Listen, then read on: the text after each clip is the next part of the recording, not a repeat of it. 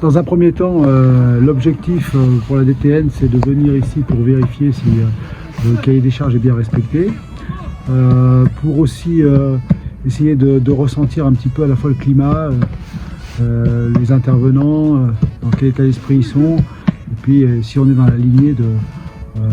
ce qu'on a été, des optiques qui ont été prises en termes de contenu, et puis aussi en termes d'accompagnement.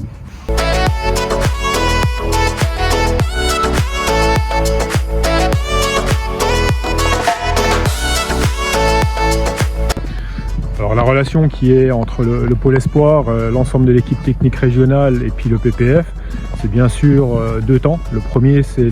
l'entrée au sein du pôle espoir qui passe à travers les différentes étapes de détection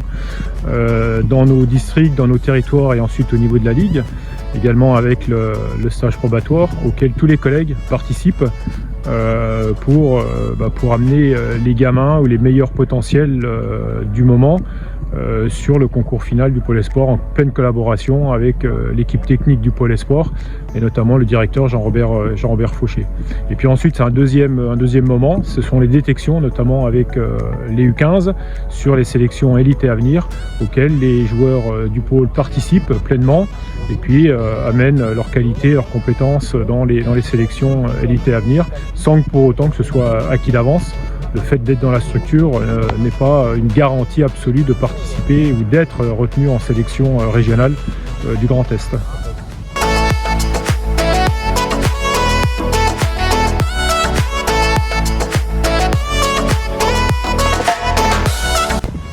Écoutez, comme chaque année, nous faisons le tour des pôles et ce que j'ai pu trouver ici, c'est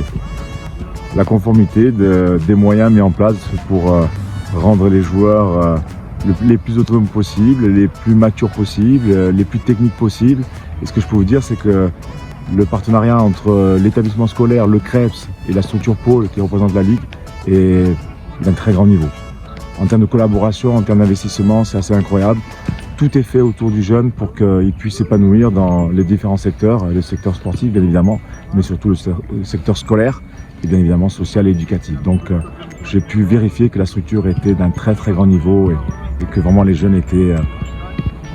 très très bien encadrés. Parfois lorsqu'on fait des visites, on reste beaucoup dans les bureaux à discuter et finalement on ne voit pas beaucoup de jeux, on ne voit pas beaucoup les gens en situation. Donc l'idée c'est de venir sur le terrain avec eux, de vérifier un petit peu leur niveau, du moins de les voir évoluer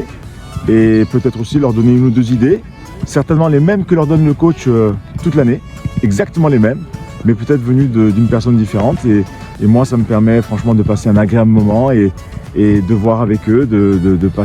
voir des sourires, de voir des joueurs courir, de voir des joueurs s'éclater et je dirais on est toujours très très bien quand on est sur un terrain de football.